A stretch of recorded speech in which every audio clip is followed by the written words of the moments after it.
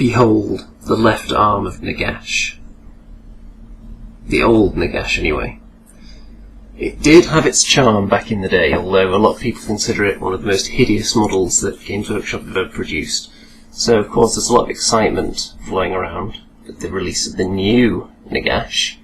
And as soon as I saw it, obviously there was the initial buzz of excitement. You think, are they actually going to concentrate a little bit on fantasy now? There have been rumours for a long time about the next edition coming out.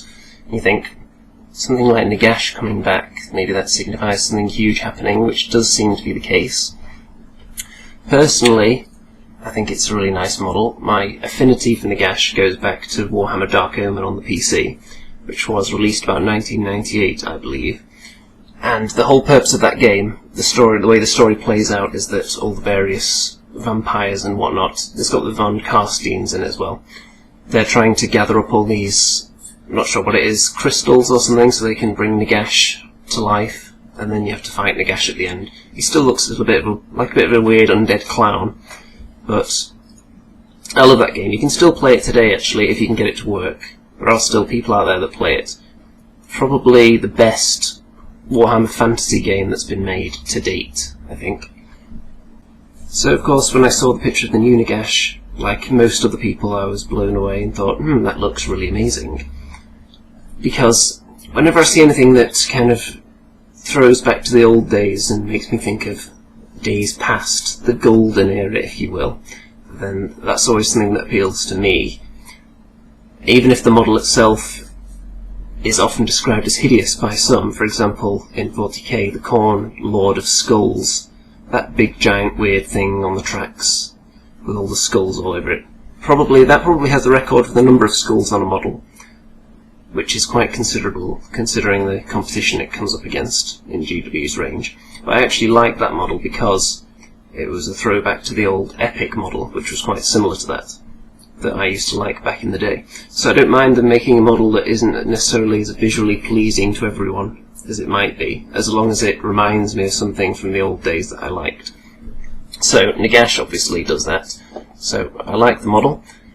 And then the first kind of in the roller coaster, I saw that you're going to be able to combine Vampire Counts and Tomb Kings, and then I thought, I don't think I really want a merger of those two armies, especially if it's going to mean a new book replacing the old one. I haven't played that many games with Vampire Counts.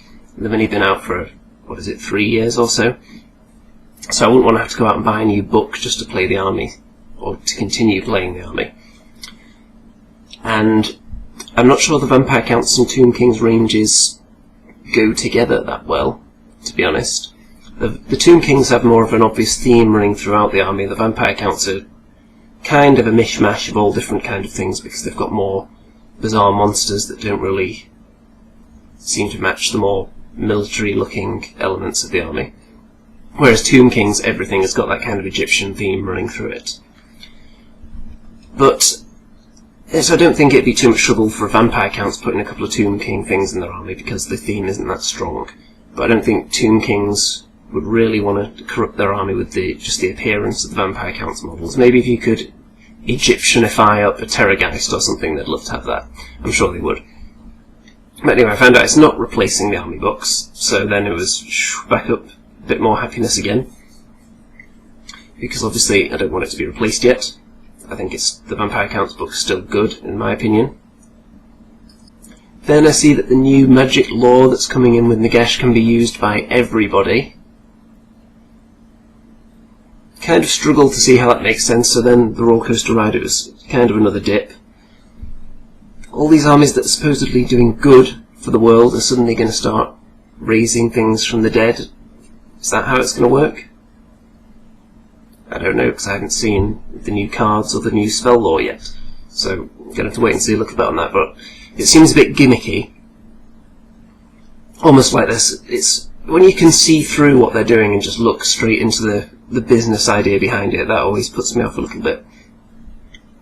When they bring out these cards, obviously, there's only certain people that are going to buy them, if it's for their particular army. But if they say, oh, well, everyone can use this lore, then of course, everyone needs to go out and buy them. Even if it doesn't necessarily make sense. I don't know how they're going to explain that. Maybe Nagash coming back to the world, he's spread all his undead filth all over the place, so now everyone has just had this magic seeped into their pores, so all the wizards can suddenly harness it. I don't know. I'm sure they'll have some very creative way of explaining it all. But then I see that the rules for Nagash are going to be in a White Dwarf magazine. So I think, so I wouldn't even necessarily need an entire new book to use him, possibly. Maybe. So I think, well, I didn't know exactly how big the model was at this point, so I thought maybe it'll be £35 or £40 or so. And just stick it on the birthday list or Christmas list, see if any relatives are feeling a bit generous, see if they want to get it for me. But no, because it's huge, and it's a special character, obviously, so no, not £40, £65. I can't think of a single war game that charges that price for a starter set. So that's a little bit obscene in my book for one model. There was an interesting note as well on the GW page when it's all become official. Please note the skeleton miniature pictured with Nagash is for size comparison only and is not included in this kit. Because anyone spending £65 on a Nagash is going to feel cheated when there isn't one skeleton warrior in there, I can imagine. I can just see the rage boiling up in them when they open the package and there's no skeleton. So yeah, I thought that was a little bit pointless. Also, if you look at the actual height of the model, he's not as huge as you first think, because almost half of his height is just made up with these swirling ghosts that aren't all that detailed compared to the rest of the model. So it's almost like they designed Nagash himself, and then they walk around the design studio and say, yeah, that looks good, but it's big, but it's not £65 big, and that's how much we want to charge. So they just have him elevated by a few ghosts. Yeah, go on, just stick them on there. You don't need to worry about too much detail on those, just a couple of swirling ghosts underneath his feet holding him up, so he's suddenly about a foot tall, and then we can justify charging £65 for it. So I'm not too sure about that. They do charge by the inch, you know.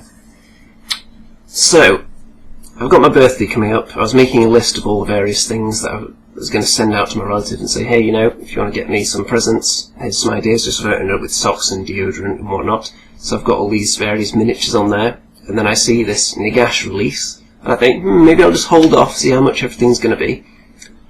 And then I see that Nagash is £65, the book that you kind of need, and half of it is just a story, is £50. So I'm not much of a fluff guy, really, so I wouldn't read that at all. And that's over half of it. That's about 3/4 of the thickness of the total book combined is just the fluff book that's separate. So I wouldn't really want that. And then I look at some of the other models that are coming out. A lot of them seem to be characters mounted on big, ridiculous-looking undead monsters of some kind. Not really too interested in those. I think I've got enough characters either in my army already or on the way from other model ranges. And then I see a preview of the Spirit Host model, which is nice. That's going to be great for the new players, but all people that have already been playing Vampire Counts for a while have probably improvised and made their own, and I know a lot of people use the Lord of the Rings kind of ghost warrior models and put 3 of those on a base. Personally, I use some ghosts from Reaper miniatures. So anyone that was already playing Vampire Counts will have something that they're using as Spirit Hosts, and probably won't want to replace it with the new ones. So, yeah, I don't really want that.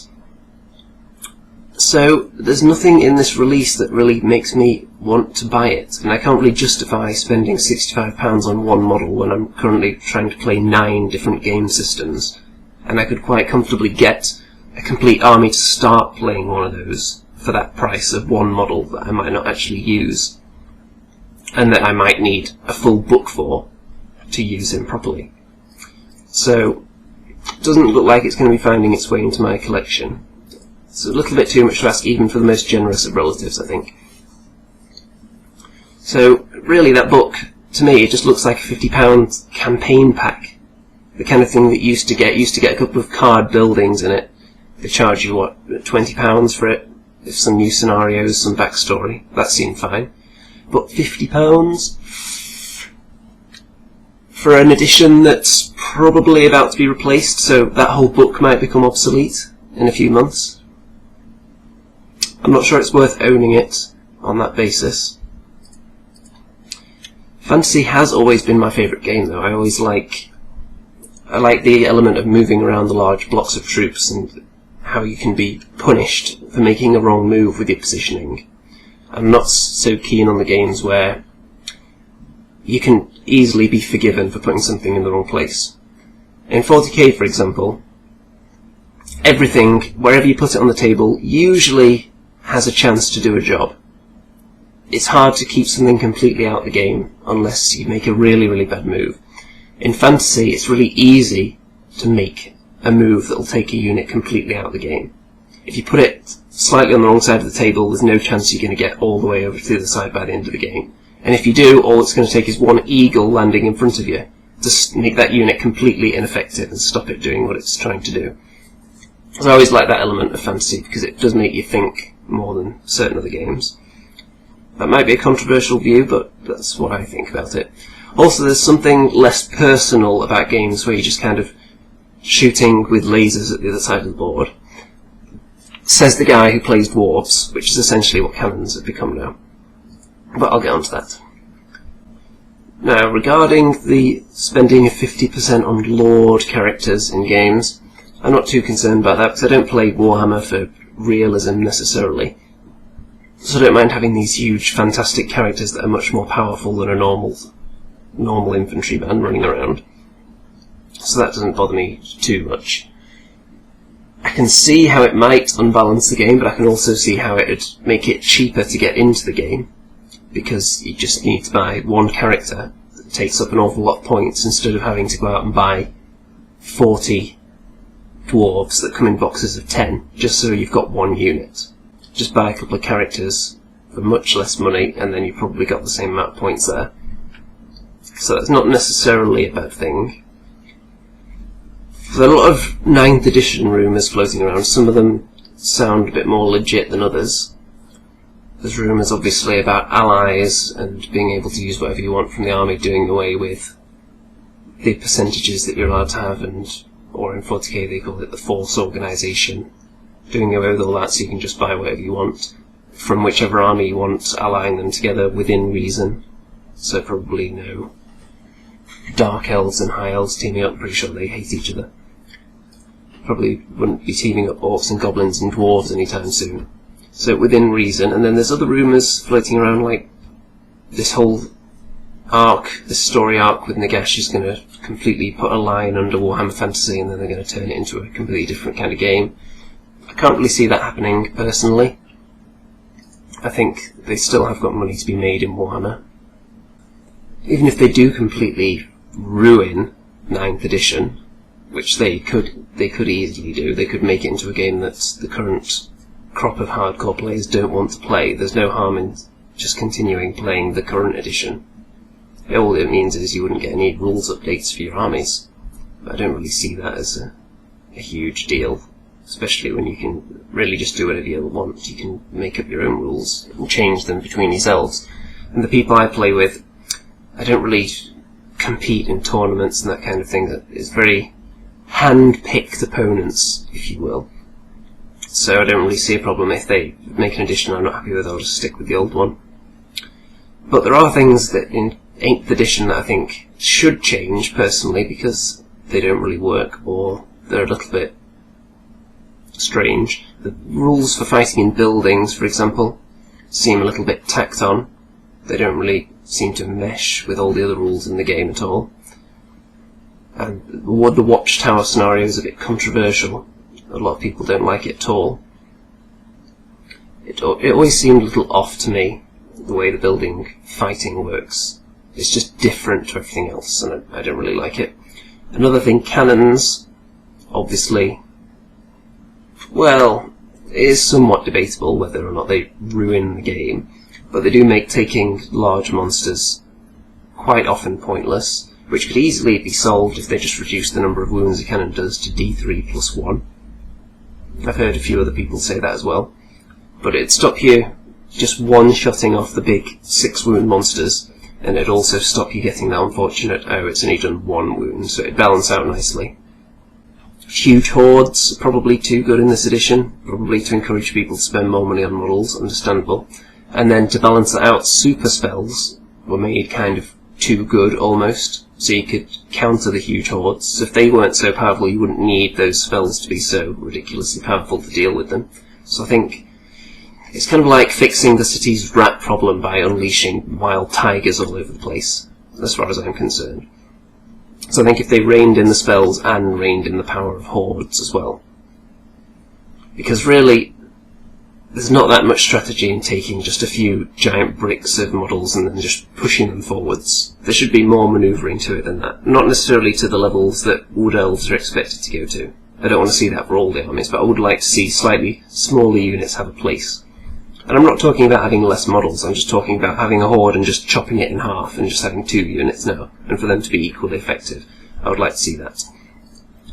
Also, the magic system, I'm not entirely sold on the way it scales up in really large point games, and smaller point games as well.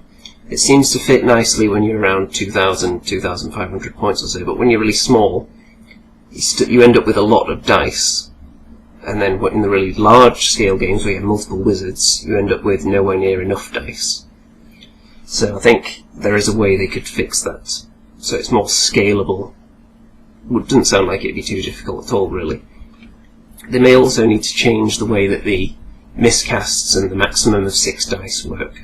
Because as it is at the moment, people apparently just seem to throw 6 dice at whatever spell they want to get off, and don't worry too much about the consequences, because the spell that they're trying to get off is so powerful, they don't really care if their wizard perishes or something happens to him. It's very unlikely he'll actually die from a miscast, so you don't have that much to worry about, really. So I think they could amend that. So that's pretty much my thoughts on what they could do for 9th edition. I just hope that they don't ruin it, honestly. To sum up, I very much like the Nagash model. It's too expensive, so I'm not going to buy it. The book that comes with it is too expensive, so I'm not going to buy it. Probably not going to buy any new undead models, because I already have everything I want, really, for an undead army, for my vampire counts. They left it too long, really, releasing some of those models. The fell bats that they've had for so long were hideous, so I just went out and bought some from Titan Forge, which are really nice looking. So if they come out with bats now, I don't need any. They're probably not going to be as nice as those anyway.